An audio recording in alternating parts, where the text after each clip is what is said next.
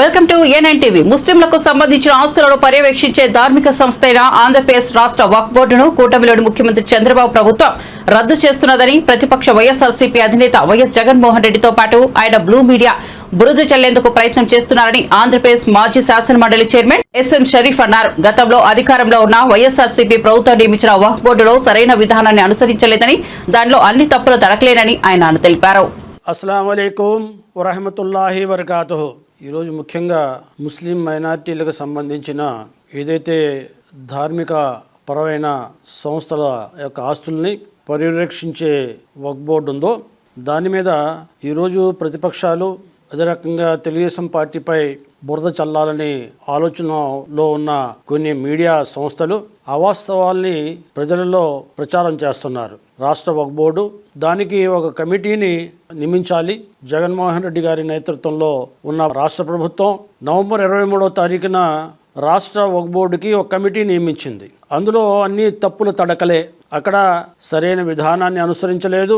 ఎక్కడైతే ఎంపీలు కానీ ఎక్స్ఎంపీలు కానీ ముస్లింలలో ఎవరైనా నియమించాలంటే ఆ నిబంధనని మరి తుంగలో తొక్కి ఎంపీలు ఎక్స్ఎంపీలు కాని వారిని నియమించారు.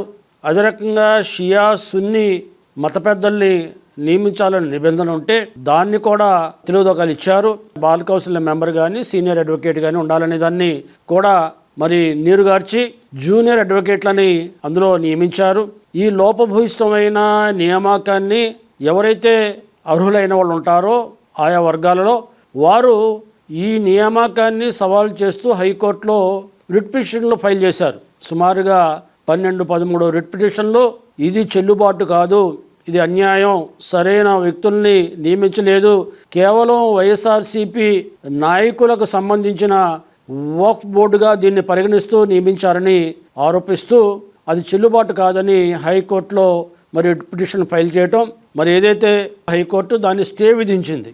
అంటే గత 1-2 సంవత్సరాలుగా వక్ఫ్ బోర్డుకి సరైన పాలక వర్గం లేకుండా విధానపరమైన నిర్ణయాలు, పరిపాలనపరమైన నిర్ణయాలు వక్ఫ్ బోర్డులో తీసుకోవాల్సిన అవసరం ఉందో ఆ నిర్ణయాలు తీసుకోవడానికి కూడా అవకాశం లేకుండా ఈనాడు వక్ఫ్ బోర్డు పూర్తిగా నిర్వీర్యం చేసిన పరిస్థితి గత ప్రభుత్వానిది. మరి దాన్ని హైకోర్టు చేయించిందో దాన్ని సరిచేయాలి, నిబంధనలకు అనుగుణంగా కమిటీని వేయాలనే ఉద్దేశంతో మరి రాష్ట్ర ప్రభుత్వం దాన్ని ఏదైతే కమిటీ గతంలో నియమించారో ఆ కమిటీని రాష్ట్ర ప్రభుత్వం ఉపసంహరించుకుంది. దీన్ని ఆ కమిటీని ఉపసంహరించుకుంటే ఈనాడు ఎవరైతే తెలుగుదేశం పార్టీపై బురద చల్లాలనుకుంటున్నారో నీలి మీడియా దాన్ని వక్ఫ్ బోర్డునే రద్దు చేశారు అన్నట్టుగా ప్రజల్లో ప్రచారం చేసే ప్రయత్నం చేస్తున్నారు. ఇది అవాస్తవం, అసత్యం. తెలుగుదేశం పార్టీ వక్ఫ్ ఆస్తులు పరిరక్షించాలి, వక్ఫ్ బోర్డుని ఇంకా మరింత బలోపేతం చేయాలి అనే ఉద్దేశంతో ఉంది. ఈనాడు ఏదైతే గత ప్రభుత్వం జారీ చేసిన 47 జీవో ఉందో దాన్ని ఉపసంహరించుకున్న విషయాన్ని హైకోర్టులో కూడా ప్రస్తావించాం. హైకోర్టు కూడా దాన్ని ఆమోదించింది.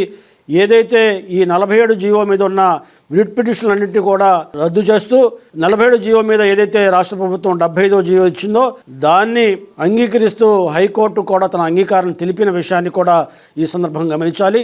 కాబట్టి రాబోయే రోజుల్లో మంచి కమిటీని, పాలక వర్గాన్ని రేపు వక్ఫ్ బోర్డుని బలోపేతం చేయడానికి ఏవైతే వక్ఫ్ ఆస్తులు ఉన్నాయో పూర్వీకులు ఇచ్చారో ఆ ఆస్తులని, వక్ఫ్ ఆస్తులని పరిరక్షించి వాటిని మరి సమర్థవంతంగా నిర్వహించే రకంగా ఏ ఉద్దేశాల కోసం ఇచ్చారో ఆ ఉద్దేశాలు పరిపూర్ణం చేయడానికి మరి ఈ ప్రభుత్వం కొత్త కమిటీని నియమించిన తర్వాత అది పరిపూర్ణ అవుతుందనే విషయాన్ని ఈ సందర్భంగా మనం చేస్తూ వక్ఫ్ బోర్డుని రద్దు చేసే అధికారం ఏ రాష్ట్రానికి లేదు. ఇది కేంద్ర ప్రభుత్వం యొక్క యాక్ట్. అటువంటిది గత ప్రభుత్వం నియమించిన వక్ఫ్ కమిటీని ఉపసంహరించుకుంటే ఈ రకమైన అవాస్తవాలు, అసత్యాలు ప్రచారం చేసి ముస్లింలలో లేనిపోని అపోహలు సృష్టించడానికి ప్రయత్నం చేస్తున్న వైఎస్ఆర్సీపీ మరి కుయుక్తులు సాగు అని సందర్భంగా మనం చేస్తున్నాం. అందరూ నమస్కారం.